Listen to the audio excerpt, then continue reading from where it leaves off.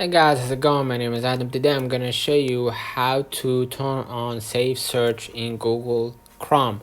So first of all, just go ahead right here and open up the Google Chrome. Now what I'm gonna do, I'm gonna click on my avatar icon at the top right, and from here what I'm gonna do, I'm gonna scroll a little bit down until you find the privacy and security, right?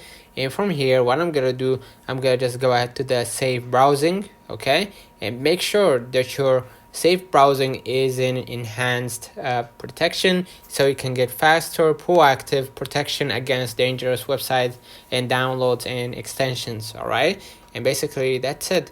Or you could just go back to your settings. I'm gonna just go ahead right here and double check, right? If you probably suspect that you entered a wrong website or something like that, just go ahead to, let me just go back right here, go ahead to the security check and just double check if your browsing is cleared. And as you can see right here, safe browsing is on, and basically there isn't